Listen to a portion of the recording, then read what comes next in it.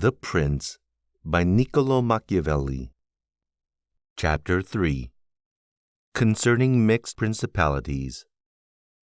But the difficulties occur in a new principality. And firstly, if it be not entirely new, but is, as it were, a member of a state which, taken collectively, may be called composite, the changes arise chiefly from an inherent difficulty which there is in all new principalities. For men change their rulers willingly, hoping to better themselves, and this hope induces them to take up arms against him who rules, wherein they are deceived, because they afterwards find by experience they have gone from bad to worse. This follows also on another natural and common necessity, which always causes a new prince to burden those who have submitted to him with his soldiery and with infinite other hardships which he must put upon his new acquisition.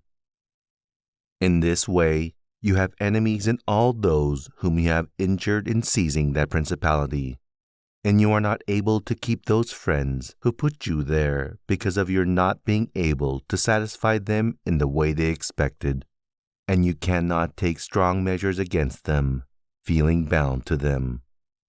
For although one may be very strong in armed forces, yet in entering a province one is always needed of the goodwill of the natives. For these reasons, Louis XII, King of France, quickly occupied Milan, and as quickly lost it.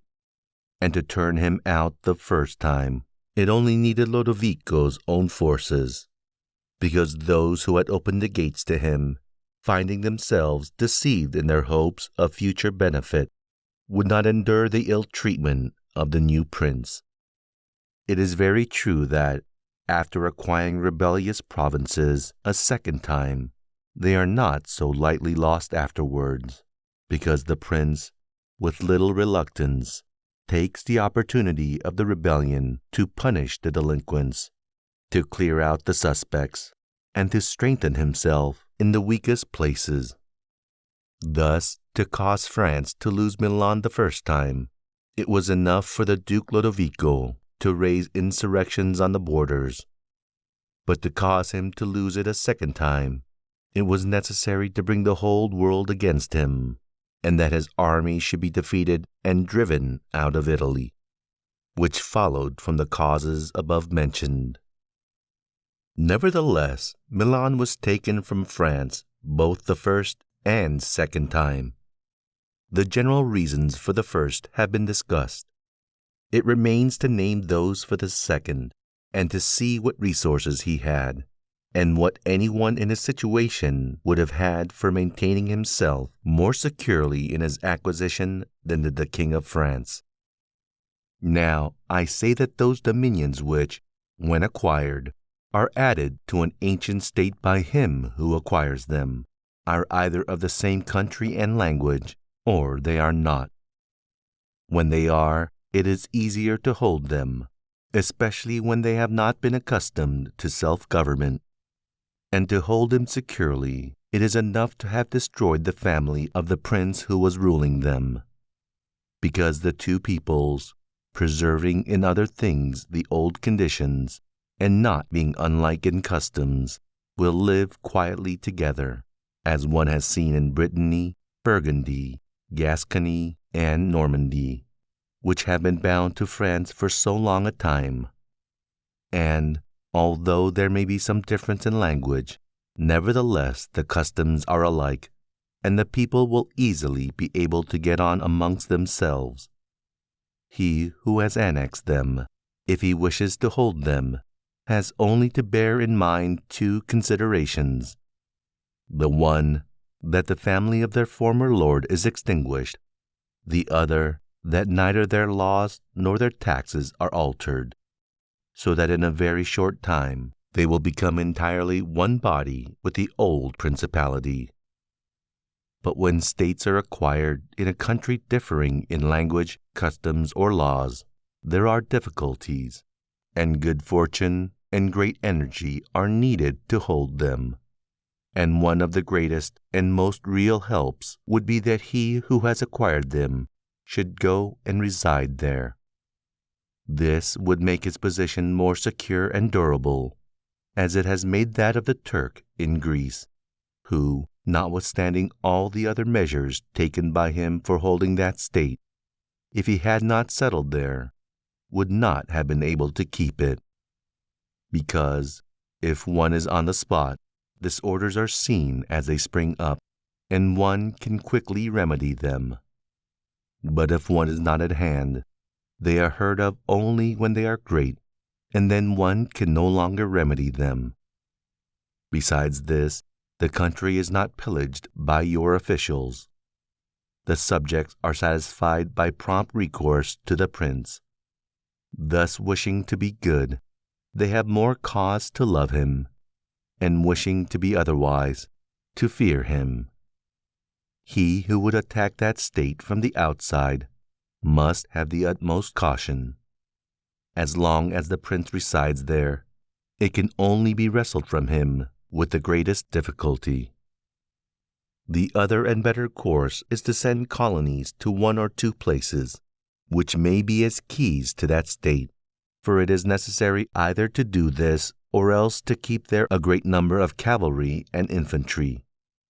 A prince does not spend much on colonies, for with little or no expense he can send them out and keep them there, and he offends a minority only of the citizens, from whom he takes lands and houses to give them to the new inhabitants. And those whom he offends, remaining poor and scattered, are never able to injure him, whilst the rest, being uninjured, are easily kept quiet, and at the same time are anxious not to err for fear it should happen to them as it has to those who have been despoiled. In conclusion, I say that these colonies are not costly, they are more faithful, they injure less, and the injured, as has been said, being poor and scattered, cannot hurt. Upon this, one has to remark that men ought either to be well treated or crushed, because they can avenge themselves of lighter injuries. Of more serious ones they cannot. Therefore, the injury that is to be done to a man ought to be of such a kind that one does not stand in fear of revenge. But in maintaining armed men there, in place of colonies, one spends much more, having to consume on the garrison all the income from the state, so that the acquisition turns into a loss, and many more are exasperated, because the whole state is injured. Through the shifting of the garrison up and down, all become acquainted with hardship, and all become hostile, and they are enemies who, whilst beaten on their own ground, are yet able to do hurt. For every reason, therefore, such guards are as useless as a colony is useful. Again, the prince who holds a country differing in the above respects ought to make himself the head and defender of his less powerful neighbors, and to weaken the more powerful amongst them, taking care that no foreigner as powerful as himself shall, by any accident, get a footing there. For it will always happen that such a one will be introduced by those who are discontented, either through excess of ambition or through fear, as one has seen already. The Romans were brought into Greece by the Aetolians, and in every other country where they obtained a footing, they were brought in by the inhabitants. And the usual course of affairs is that, as soon as a powerful foreigner enters a country, all the subject states are drawn to him, moved by the hatred which they feel against the ruling power, so that in respect to those subject states, he has not to take any trouble to gain them over to himself, for the whole of them quickly rally to the state which he has acquired there. He has only to take care that they do not get hold of too much power and too much authority, and then with his own forces and with their good will, he can easily keep down the more powerful of them, so as to remain entirely master in the country. And he who does not properly manage this business will soon lose what he has acquired, and whilst he does hold it, he will have endless difficulties and troubles. The Romans, in the countries which they annexed, observed closely these measures. They sent colonies and maintained friendly relations with the minor powers, without increasing their strength. They kept down the greater, and did not allow any strong foreign powers to gain authority. Greece appears to me sufficient for an example. The Achaeans and Aetolians were kept friendly by them. The kingdom of Macedonia was humbled. Antiochus was driven out. Yet the merits of the Achaeans and the Aetolians never secured for them permission to increase their power, nor did the persuasions of Philip ever induce the Romans to be his friends without first humbling him, nor did the influence of Antiochus make them agree that he should retain any lordship over the country, because the Romans did in these instances what all prudent princes ought to do, who have regard not only present troubles, but also future ones, for which they must prepare with every energy, because, when foreseen, it is easy to remedy them. But if you wait until they approach, the medicine is no longer in time, because the malady has become incurable. For it happens in this, as the physicians say it happens in hectic fever, that in the beginning of the malady it is easy to cure, but difficult to detect. But in the course of time, not having been either detected or treated in the beginning, it becomes easy to detect, but difficult to cure. Thus it happens in affairs of state, for when the evils that arise have been foreseen, which it is only given to a wise man to see, they can be quickly redressed, but when, through not having been foreseen, they have been permitted to grow in a way that everyone can see them, there is no longer a remedy. Therefore, the Romans, foreseeing troubles, dealt with them at once, and, even to avoid a war, would not let them come to a head, for they knew that war is not to be avoided, but is only to be put off to the advantage of others. Moreover, they wished to fight with Philip and Antiochus in Greece, so as not to have to do it in Italy. They could have avoided both, but this they did not wish, nor did that ever please them, which is forever in the mouths of the wise ones of our time. Let us enjoy the benefits of the time, but rather the benefits of their own valor and prudence, for time drives everything before it, and is able to bring with it good as well as evil, and evil as well as good.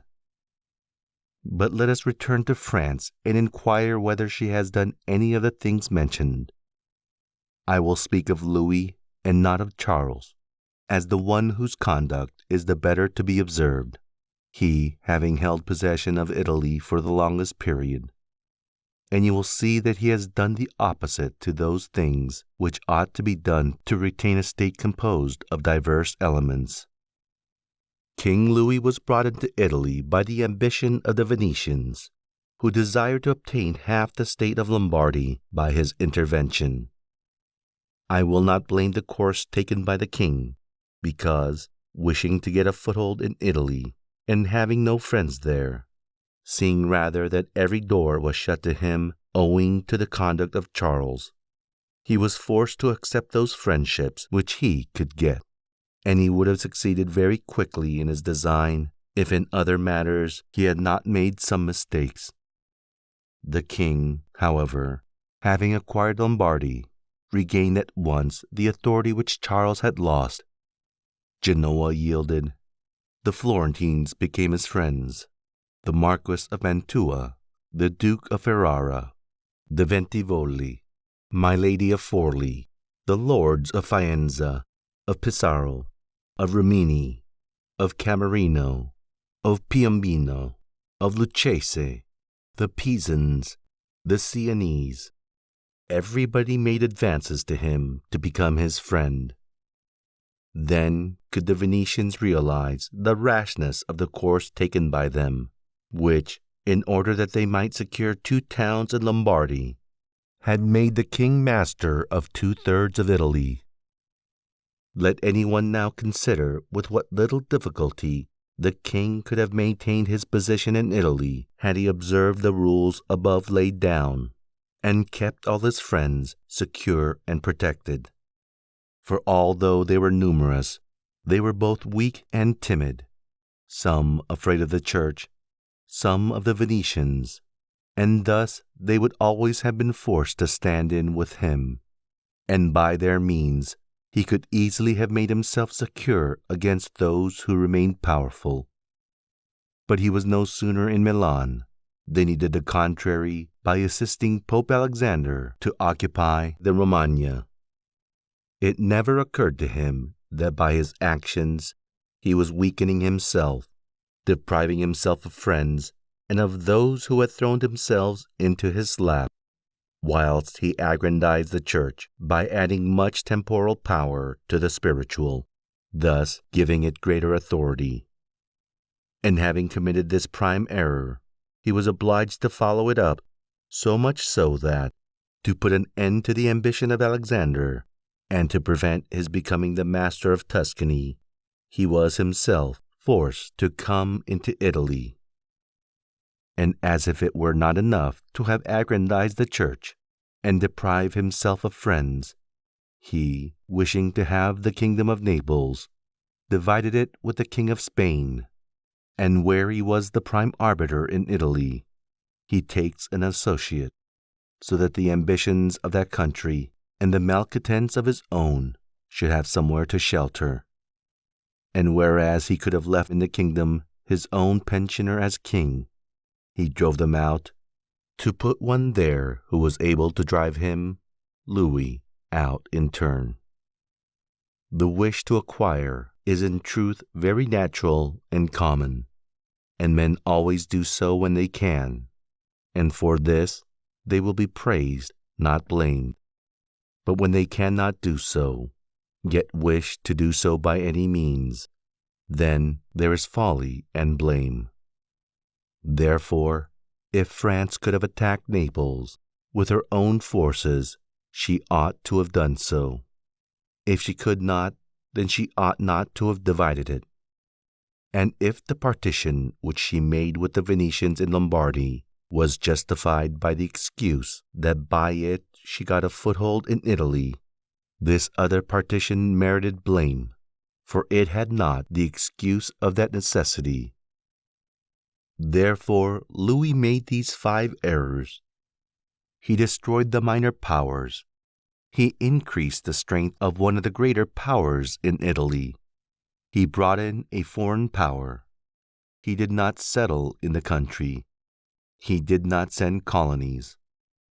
Which errors, had he lived, were not enough to injure him, had he not made a 6th by taking away their dominions from the Venetians. Because, had he not aggrandized the church, nor brought Spain into Italy, it would have been very reasonable and necessary to humble them. But having first taken these steps, he ought never to have consented to their ruin, for they, being powerful, would always have kept off others from designs on Lombardy, to which the Venetians would never have consented, except to become masters themselves there. Also, because the others would not wish to take Lombardy from France in order to give it to the Venetians, and to run counter to both, they would not have had the courage. And if anyone should say, King Louis yielded the Romagna to Alexander and the kingdom to Spain to avoid war, I answer for the reasons given above that a blunder ought never to be perpetuated to avoid war, because it is not to be avoided, but is only deferred to your disadvantage. And if another should allege the pledge which the king had given to the Pope that he would assist him in the enterprise, in exchange for the dissolution of his marriage and for the cap to Rouen, to that I reply what I shall write later on concerning the faith of princes and how it ought to be kept. Thus King Louis lost Lombardy by not having followed any of the conditions observed by those who have taken possessions of countries and wish to retain them. Nor is there any miracle in this, but much that is reasonable and quite natural. And on these matters I spoke at Nantes with Rouen, when Valentino, as Caesar Borgia, the son of Pope Alexander was usually called, occupied the Romagna, and on Cardinal Rouen observing to meet me that the Italians did not understand war, I replied to him that the French did not understand statecraft, meaning that otherwise they would not have allowed the Church to reach such greatness. And in fact, it has been seen that the greatness of the Church and of Spain and Italy has been caused by France, and her ruin may be attributed to them. From this, a general rule is drawn, which never or rarely fails, that he who is the cause of another becoming powerful is ruined, because that predominancy has been brought about either by astuteness or else by force, and both are distrusted by him who has been raised to power.